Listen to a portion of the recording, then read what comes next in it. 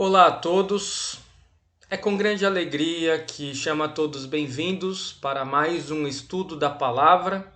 Seguiremos então o estudo de Romanos que iniciamos na semana passada.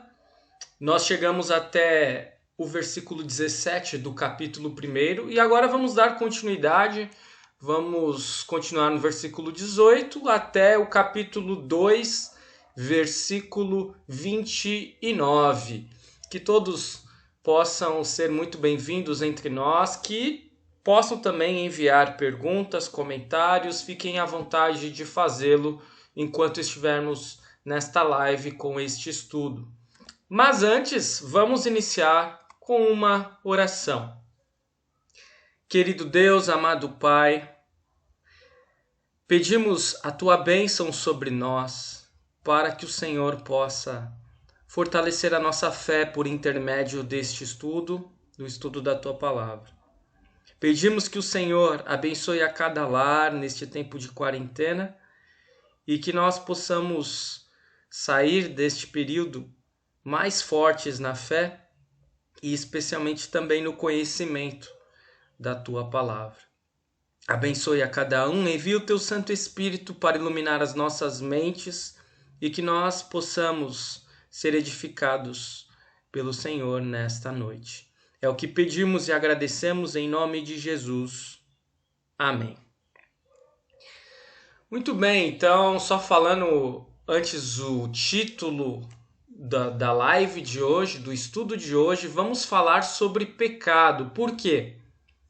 Porque exatamente nos primeiros capítulos de Romanos temos muito a falar sobre pecado. É exatamente o foco do apóstolo Paulo. O apóstolo Paulo, ele se preocupa nesta carta, como nós vimos antes no primeiro estudo, em apontar para a centralidade da fé cristã, em apontar para o caminho da salvação.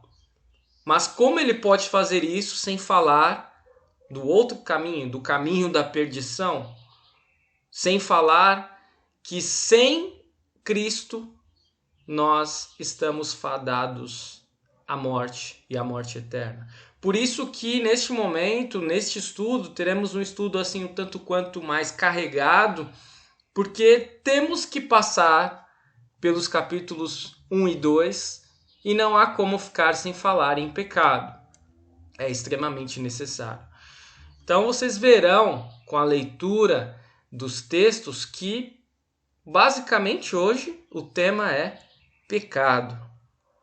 Vamos então dar início lá no versículo 18 até o 31. Ele tem lá um subtítulo em nossas Bíblias, especialmente que estamos seguindo a versão Nova Almeida, a injustiça e a impureza dos seres humanos. Daí já dá para ter uma noção de qual vai ser a temática, né? Dos versículos 18 a 20 diz assim: a ira de Deus se revela do céu contra toda a impiedade e injustiça dos seres humanos, que por meio da sua injustiça suprimem a verdade. Pois o que se pode conhecer a respeito de Deus é manifesto entre eles, porque Deus lhes manifestou. Porque os atributos invisíveis de Deus, isto é, o seu eterno poder e a sua divindade, claramente se reconhecem desde a criação do mundo, sendo percebido por meio das coisas que Deus fez. Por isso, os seres humanos são indesculpáveis. O que o apóstolo Paulo está falando aqui para os destinatários da sua carta e também para nós cristãos de hoje? A gente sempre vai seguir esse esquema. Eu vou então partir do texto bíblico e sempre esses destaques a gente vai observando na próxima página com comentários. Então em Romanos 1 e 2 temos dimensão da injustiça humana. Lembrando que a carta aos Romanos vai falar da justiça de Deus. Mas antes de falar da justiça de Deus, precisamos falar da injustiça humana.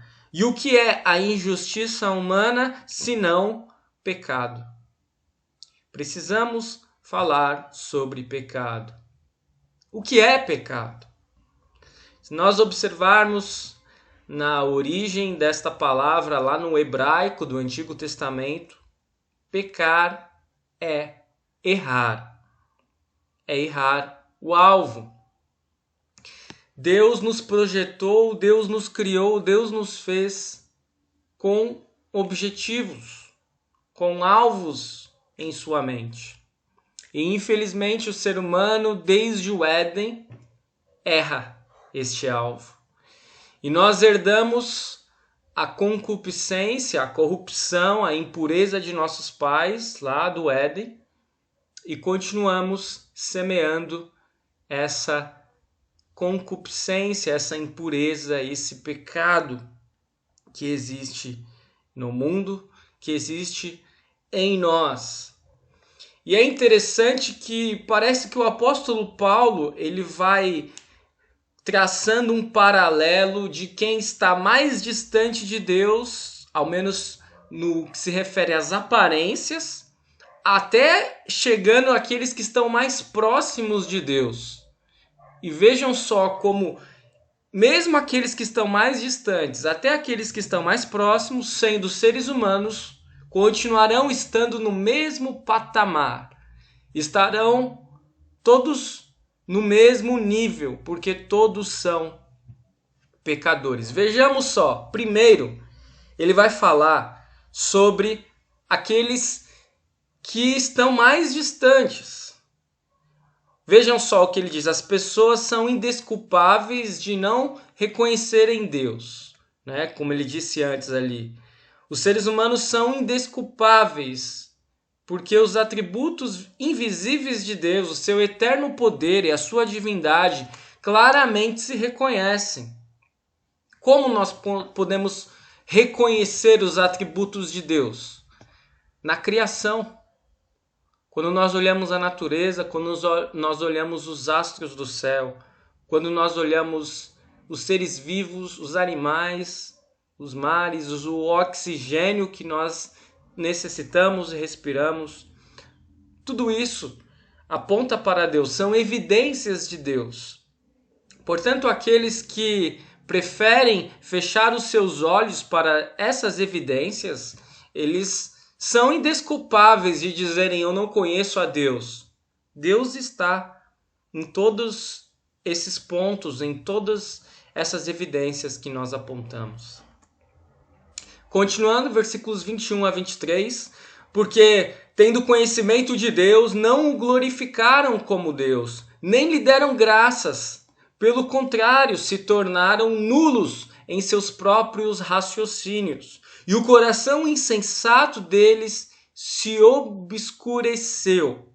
Dizendo que eram sábios, se tornaram tolos, e trocaram a glória do Deus incorruptível por imagens semelhantes ao ser humano corruptível, às aves, aos quadrúpedes e aos répteis.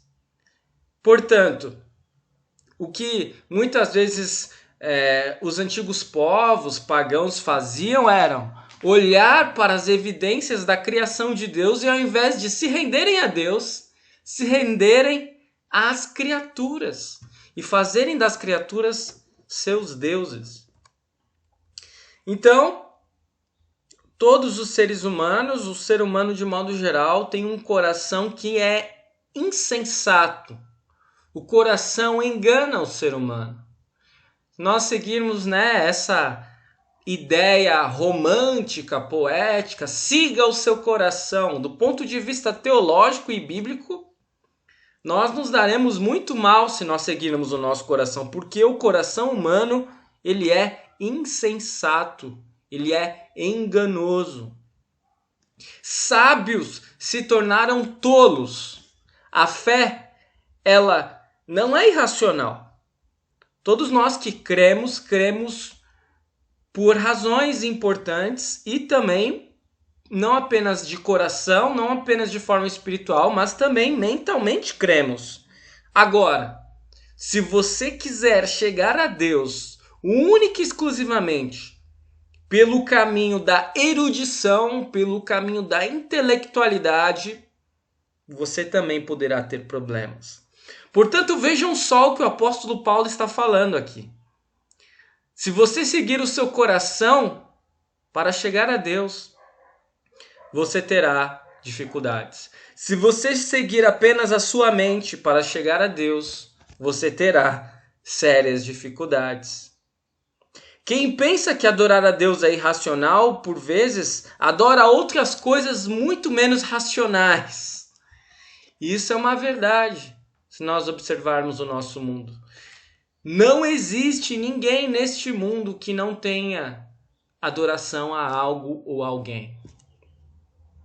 A pessoa pode ser a mais ateísta, mas ela vai dedicar a sua vida, dedicar a sua mente, o seu coração, os seus esforços em prol de alguma causa. E aquilo, meus amados irmãos, será o seu Deus. Pois, como disse Lutero na explicação lá no Catecismo dos Mandamentos, tudo aquilo que prendes o teu coração e a tua mente é o teu Deus. Vejam só como que o ser humano pode se enganar de coração, pode se enganar de mente, se quiser chegar até Deus por si mesmo. Versículos 24 a 27, chegamos aqui num ponto nevrálgico do capítulo 1, no que se refere a pecados, especialmente quando nós estamos diante do mundo e das polêmicas que o mundo exige da igreja ou coloca a igreja diante de certas polêmicas. Essa aqui talvez seja uma das principais delas nos dias atuais. Vejam se não. Olhem o que diz o texto bíblico. Por isso Deus os entregou à impureza pelos desejos do coração deles, para desonrarem o seu corpo entre si. Eles trocaram a verdade de Deus pela mentira, adorando e servindo a criatura em lugar do Criador, o qual é bendito para sempre. Amém. Por causa disso, Deus os entregou a paixões vergonhosas, porque até as mulheres trocaram o modo natural das relações íntimas por outro, contrário à natureza. Da mesma forma, também os homens, deixando o contato natural da mulher, se inflamaram mutuamente em sua sensualidade, cometendo indecência, homens com homens, e recebendo em si mesmos a merecida punição do seu erro. Eu falei que ia ser polêmico, né? E é polêmico para o mundo, não para aqueles que seguem o texto bíblico, que têm a fé cristã no sentido de confiarem no que Deus nos diz, de seguirem suas diretrizes. Mas a verdade é que, se nós formos sinceros, a igreja também tem suas dificuldades com esse texto. Já vamos falar um pouco mais a respeito.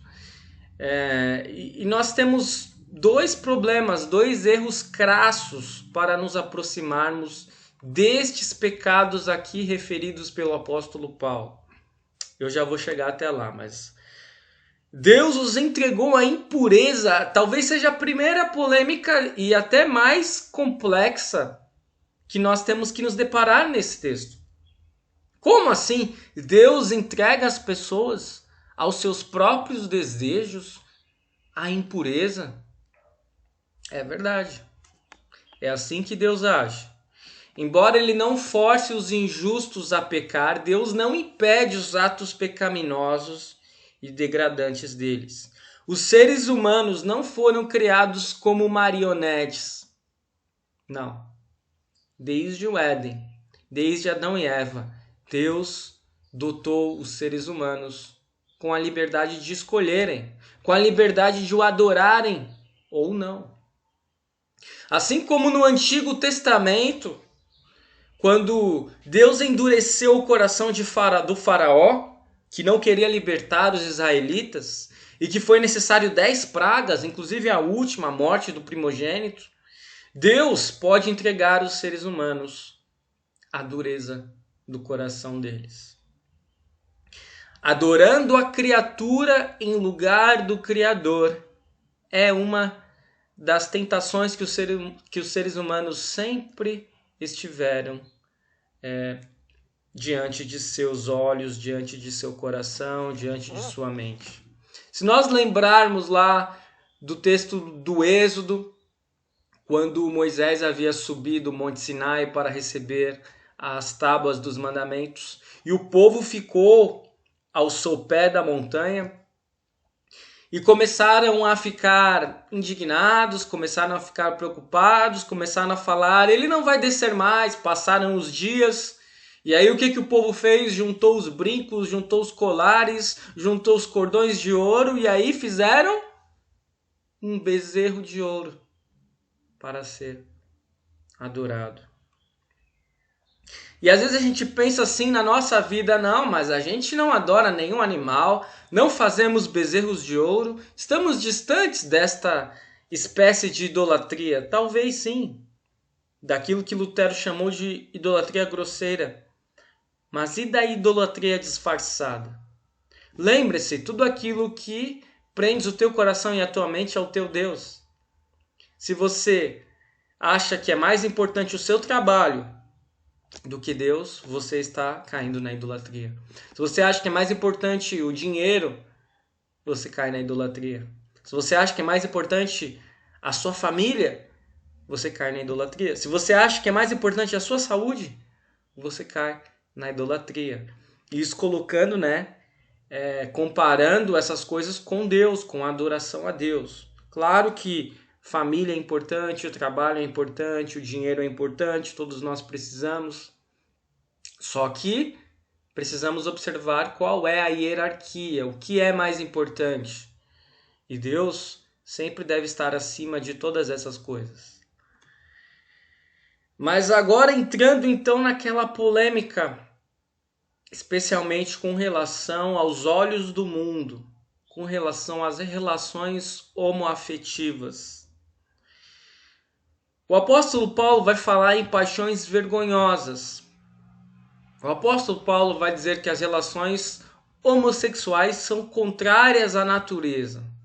Seriam elas contrárias à natureza? Interrogação, como diria um comentarista esportivo. Precisamos levar em consideração algumas coisas. E quando eu digo levarmos em consideração, isso não é para desfazer o texto. O texto está lá.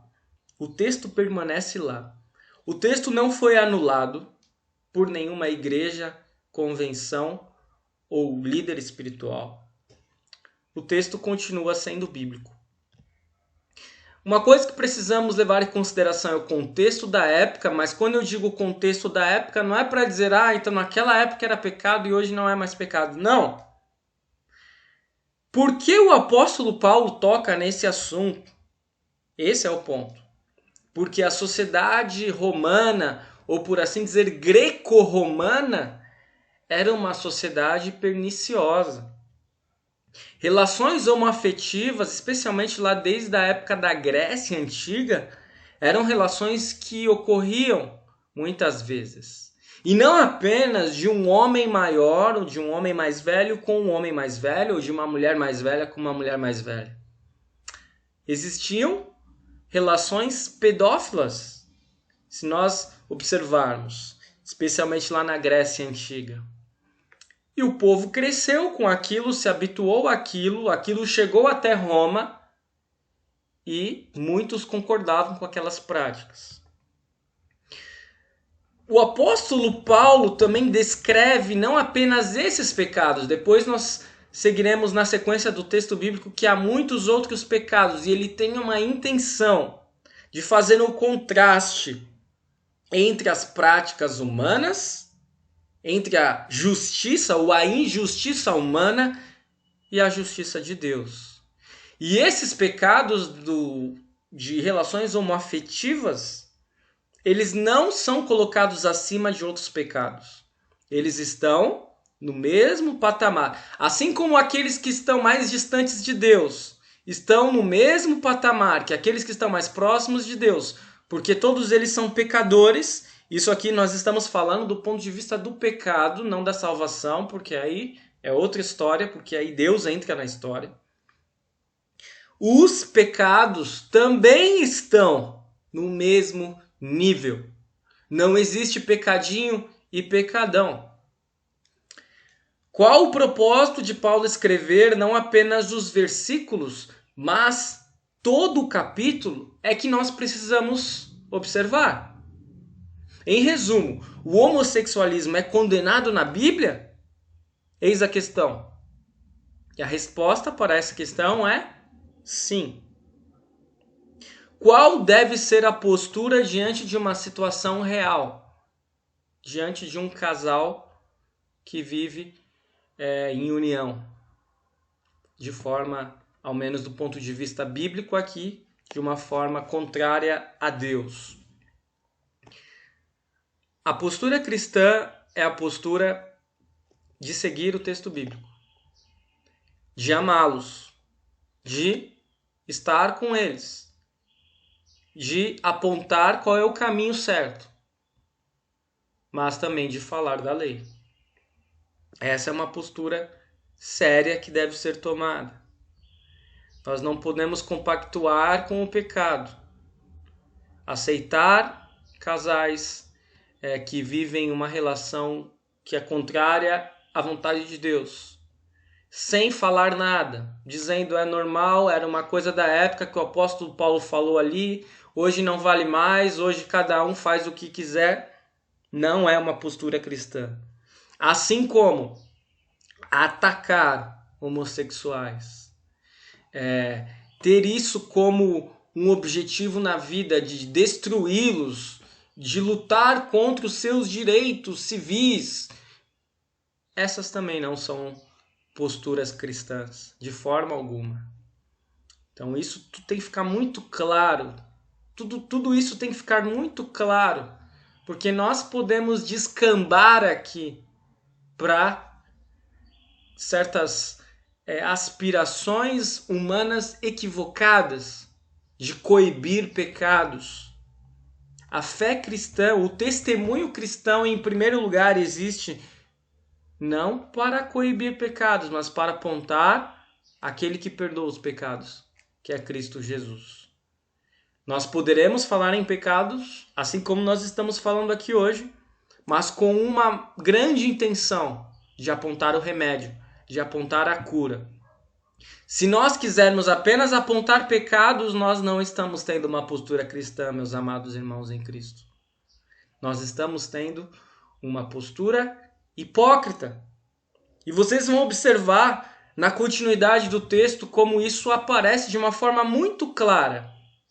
Então, há dois erros, como eu disse antes, de cometermos diante desse texto. O primeiro erro é não lermos o texto. É fingirmos que não está aqui. É dizermos que não são pecados diante de Deus relações homoafetivas. Esse é um grande erro. O segundo erro, e esse aqui já é cometido por muitas igrejas, por muitos pregadores, por muitos cristãos, é fazermos com que os pecados de relações homoafetivas estejam acima de outros pecados, que esses sejam combatidos e outros não. Esse é um outro gravíssimo erro. Vejam a sequência do texto, nos versículos 28 a 32.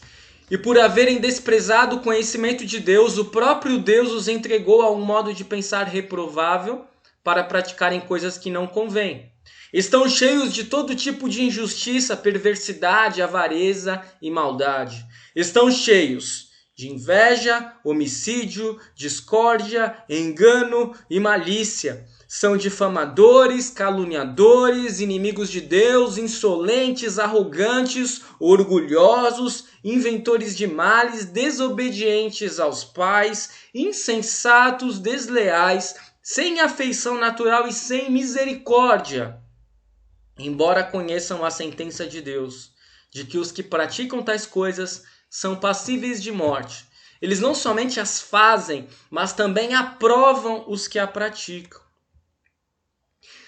Perceba a lista assombrosa de pecados que Paulo descreve no final do capítulo 1. Injustiça, perversidade, avareza, maldade, inveja, homicídio, discórdia, engano, malícia, difamação, calúnia, inimizade a Deus, insolência, arrogância, orgulho, invenção de males, desobediência aos pais e às autoridades, insensatez, deslealdade, falta de afeição e misericórdia ao outro. E aí eu faço uma pergunta que é bem simples. Você acha que algum pecado é mais condenável do que outro? E vocês já sabem a resposta, amados no Senhor. Não. Não é. Todos eles estão no mesmo nível. Quem comete injustiça é tão pecador quanto quem está numa relação homoafetiva. Quem é perverso, quem é avarento, segura o dinheiro, não ajuda pessoas que estão ao seu redor. Quem é mau, quem tem inveja dos outros. Quem comete homicídio, nós sabemos que não apenas cometem homicídios aqueles que matam de uma forma por ações, mas também por omissões quando deixamos de ajudar alguém. Quando pensamos mal de alguém, quando xingamos alguém, estamos matando alguém. E aí? Quem causa discórdia, ou seja, cria intriga, brigas entre as pessoas. Quem é malicioso, quem fala mal do outro, difamação. A difamação não é um pecado menor, apesar de ser cometido de forma horrenda por tantas vezes, por tantas pessoas, por nós muitas vezes. Calúnia, quem começa a falar mal do outro, apontando, dizendo que aquele outro faz alguma coisa que ele deixa de fazer. Quem é inimigo de Deus, quem é insolente, arrogante, prepotente, orgulhoso. Enfim, como eu disse a vocês, hoje a gente falaria de pecados. Hoje o estudo ele é um pouco pesado. Mas nós estamos seguindo o texto. Seguir o texto é isso, meus amados irmãos. É não tapar o sol com a peneira. É deixar a palavra falar. Desobediência aos pais, autoridades. Se estamos sendo desobedientes às autoridades também, estamos sendo pecadores. E assim por diante, né? Não ter misericórdia ao outro. Tem um pecado mais terrível do que esse? Não ter misericórdia do outro? Mas na verdade, esses juízos de valores, quem fazemos somos nós, porque diante de Deus todos eles são pecados do mesmo nível. Romanos 2, 1 a 10, já chegamos agora aqui ao capítulo 2, o justo juízo de Deus. Por isso, você é indesculpável quando julga os outros, não importando quem você é, pois naquilo que julga o outro, você está condenando a si mesmo, porque pratica as mesmas coisas que condena. Bem, sabemos o que o juízo de Deus é, segundo a verdade, contra os que praticam tais coisas. E você, que condena os que praticam tais coisas, mas faz o mesmo que eles fazem, pensa que conseguirá se livrar do juízo de Deus? Ou será que você despreza a riqueza da bondade, da tolerância e da paciência de Deus, ignorando que a bondade de Deus é que leva você ao arrependimento? Amados no Senhor, não apenas quem não reconhece a Deus, ateu, é indesculpável. Lembrem que eu disse que o apóstolo Paulo está fazendo assim uma viagem desde o que está mais distante de Deus até o mais próximo e dizendo: você é indesculpável. Não é apenas aquele que não reconhece a divindade de Deus que é indesculpável. Quem julga o outro e é religioso, mas um religioso hipócrita, é indesculpável. Quem julga o outro condena-se a si mesmo, porque é tão pecador quanto. Aí aqui alguém poderia dizer: não, mas eu não tenho pecado da homossexualidade. O pecado da homossexualidade está dentro do pecado contra o 6º mandamento. Não adulterarás. E se nós pensarmos que cometer pecados não é apenas por meio das nossas ações, mas por meio de nossas omissões, por meio daquilo que nós pensamos, daquilo que nós falamos. Toda vez que você fala um palavrão é um pecado contra o 6º mandamento. Sabia disso? E até num outro texto, quando Jesus falou, se você olha para uma mulher com um olhar impuro, você já pecou. Seu olho já pecou, você já pecou. Nós sabemos que nenhum só dos mandamentos somos capazes de cumprir. Nenhum só. Portanto, se nós apontamos o dedo para o pecado de alguém, nós estamos apontando outros 3 ou 4 para nós mesmos. Porque nós somos tão pecadores quanto. Percebe o erro de lermos apenas um versículo da Bíblia? Se nós ficarmos apenas lá, nos versículos 26 e 27, como muitas vezes algumas igrejas fazem, nós só falaremos mal dos homossexuais. Mas aí esqueceremos de todos esses outros pecados que Deus condena.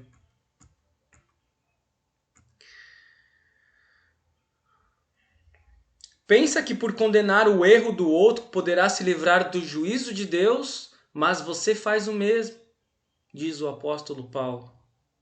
Mesmo aqueles que se arrependem só o fazem porque são levados pela bondade de Deus. Não há mérito humano nenhum no arrependimento. Não existe obra no arrependimento, porque quem nos leva ao verdadeiro arrependimento é o Espírito de Deus, é Deus. Romanos 2, 5-8. Mas por ser teimoso e ter um coração impenitente, você acumula contra si mesmo ira para o dia da ira e da revelação do justo juízo de Deus, que retribuirá a cada um segundo as suas obras. A vida eterna aos que, perseverando em fazer o bem, procuram glória, honra e incorruptibilidade. Mas ira e indignação para os egoístas, que desobedecem à verdade e obedecem à injustiça. O justo juízo de Deus é este, meus amigos. Deus retribuirá a cada um segundo as suas obras. Aos que fizerem o bem, vida eterna. Aos que fizerem o mal, aos que são egoístas, ira e indignação. E percebam que aqui o apóstolo Paulo está falando da lei e de nossas ações. Ele não colocou ainda Jesus nessa equação. Portanto, se nós observarmos apenas a lei e as nossas próprias ações, onde nós nos enquadramos? Naqueles que receberão a vida eterna ou naqueles que receberão a ira e a indignação de Deus? Infelizmente, a resposta para nós é a segunda. Nós estamos enquadrados naqueles que receberão a ira e a indignação de Deus se não tivermos a intermediação do Rei dos Reis e do Senhor dos Senhores, Jesus Cristo. Romanos 2, 9-12. Tribulação e angústia virão sobre todo aquele que faz o mal, ao judeu primeiro e também ao grego. Mas haverá glória, honra e paz a todo aquele que pratica o bem, ao judeu primeiro e também ao grego. Porque Deus não trata as pessoas com parcialidade. Assim, todos os que pecaram sem lei, também sem lei perecerão. E todos os que pecaram sob a lei serão julgados pela lei. Aqui, mais uma vez, o apóstolo Paulo ele está querendo mostrar para nós que não há ninguém indesculpável. Não há alguém que possa dizer, eu não conheço a lei. Nestes versículos temos ciência do principal objetivo de Paulo, a saber, nivelar judeus e gregos. Como eu tenho dito desde o início, todos estamos no mesmo patamar. Cada um responderá diante de Deus por suas atitudes.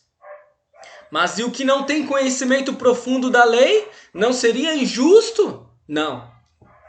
Porque existe algo que todos têm dentro do seu coração desde que nascem, que é aquilo que nós chamamos da lei inata. Quando uma criança faz algo de errado, ela já sabe que está fazendo algo de errado. Já viram isso? Ninguém pode se excusar por desconhecimento da lei. Todos os que pecaram sem lei, sem ter a lei de cor, também sem lei perecerão. E todos os que pecaram sob a lei serão julgados pela lei. Romanos 2, 13 a 16. Porque justos diante de Deus não são aqueles que somente ouvem a lei, mas os que praticam a lei é que serão justificados. Quando, pois, os gentios que não têm a lei fazem por natureza o que a lei ordena, eles se tornam lei para si mesmos, embora não tenham a lei. Estes mostram a obra da lei gravada no seu coração, o que é confirmado pela consciência deles e pelos seus pensamentos conflitantes, que às vezes os acusam e às vezes os defendem. No dia em que Deus, por meio de Cristo Jesus, julgar os segredos das pessoas, de acordo com o meu evangelho. A lei, como eu disse, está gravada no coração de todos. E é aquilo que nós podemos chamar de consciência. Muitas vezes a consciência acusa os seres humanos. Isso aconteceu no primeiro pecado. Lembram que Adão e Eva pecaram e se esconderam de Deus? O que era isso? Consciência. E o Senhor Deus chamou o homem e lhe perguntou: onde você está? Ele estava se escondendo porque sabia que tinha pecado. Romanos 2, 17 a 29 vai falar então dos judeus e da lei. Mas se você diz que é judeu, confia na lei e se gloria em Deus, se você conhece a vontade de Deus e aprova as coisas excelentes, sendo instruído na lei, se você está convencido de que é guia de cegos, luz dos que se encontram em trevas, instrutor de insensatos, mestre de crianças, tendo na lei a forma da sabedoria e da verdade. Qual era o maior problema dos religiosos judeus? Não apenas confiar na lei para a salvação, não apenas pensar que podiam cumprir a lei, mas ensinar isso a outros. Levar outros para a completa perdição.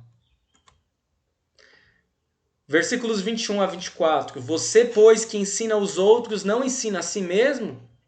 Você que prega que não se deve roubar, rouba? Você que diz que não se deve cometer adultério, adultera? Você que detesta ídolos, rouba os templos? Você que se gloria na lei, desonra a Deus pela transgressão da lei? Pois como está escrito, o nome de Deus é blasfemado entre os gentios por causa de vocês.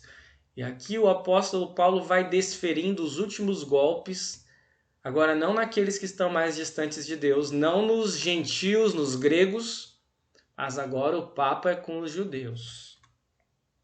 Alguns judeus roubavam templos pagãos a fim de demonstrar seu desprezo pela idolatria, mas isso também era errado. O fracasso dos judeus em cumprir a lei fazia com que os gentios zombassem, blasfemassem contra Deus. Eles dizem que seguem a Deus, mas eles são tão errados, são tão pecadores, que Deus é esse que eles seguem. Esse é um problema para nós que estamos na fé, quando nós damos um mau testemunho. As pessoas apontam para nós e podem dizer que Deus é esse que eles afirmam seguir, se eles são tão pecadores ou até piores. E agora chegamos já no último texto, a última parte na verdade ali é o capítulo 2, né? Está escrito capítulo 1, mas é o capítulo 2. Romanos 2, 25 a 29. A circuncisão tem valor se você pratica a lei, mas se você é transgressor da lei, a sua circuncisão já se tornou incircuncisão. Portanto, se a incircuncisão observa os preceitos da lei, não será essa incircuncisão considerada como incircuncisão? E se aquele que é incircunciso por natureza cumpre a lei, certamente ele julgará você, que embora tenha a letra da lei e a circuncisão, é transgressor da lei.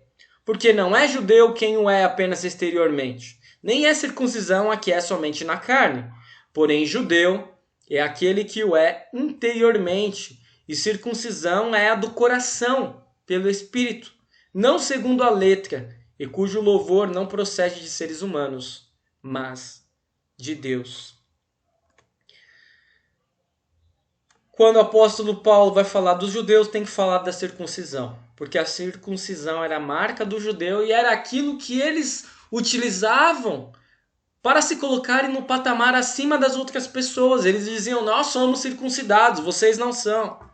Lembrando que circuncisão era aquela marca que era feita nos homens com 8 dias de vida. E isso aconteceu desde Abraão e de seu filho Isaque, quando Deus firmou uma aliança com Abraão. E assim os judeus queriam dizer: nós temos aliança com Deus, vocês não têm. Mas o apóstolo Paulo vai dizer: de nada adianta se vocês têm essa marca, se vocês não seguem a vontade de Deus. Se a circuncisão era a marca do judeu, qual é a marca do cristão? Às vezes a gente compara a circuncisão com o batismo e tem muitas coisas a ver, né? É feito no início da vida, marca também a aliança, uma nova vida em Cristo. Tem uma importância crucial na nossa fé, na nossa caminhada cristã, o batismo, assim como a circuncisão tinha para os judeus. Mas é algo que muitas vezes não ficou uma marca em nosso corpo, né? Uma marca visível. A aliança, ela não é uma marca física, mas é uma marca espiritual. E aí sim o batismo tem tudo a ver. Ela é uma questão de fé. É o que o apóstolo Paulo está falando. Judeu aqui é aquele que o é interiormente. E circuncisão é a do coração, pelo Espírito. É isso que tem mais valor. E assim nós chegamos então no final dos capítulos 1 e 2. Eu sei que talvez tenha sido um pouco corrido, mas a minha intenção era realmente ressaltar alguns aspectos mais do que outros, especialmente com relação ao pecado, especialmente tirar essa ideia de que há pecados maiores e pecados menores e de que há pessoas piores e pessoas melhores. Estamos todos no mesmo nível, todos os pecados estão no mesmo nível e sem Cristo nós estamos fadados à condenação.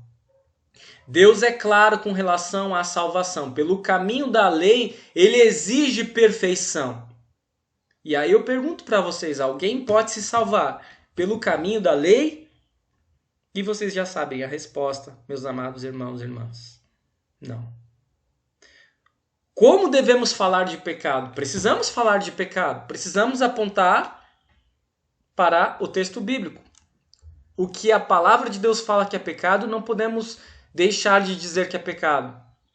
Por outro lado, nós não podemos considerar alguns pecados mais pecados do que outros, porque fazer isso também estaremos sendo antibíblicos, anti-escriturísticos. E a importância maior de falarmos do pecado e de falarmos da lei é olharmos para nós. Se você quer falar de pecado, você não pode apontar para o outro, você tem que olhar para si mesmo. E aí nós veremos que pelo caminho da lei nós não conseguimos nos salvar. E é essa a principal intenção que o apóstolo Paulo tem no início da carta aos Romanos.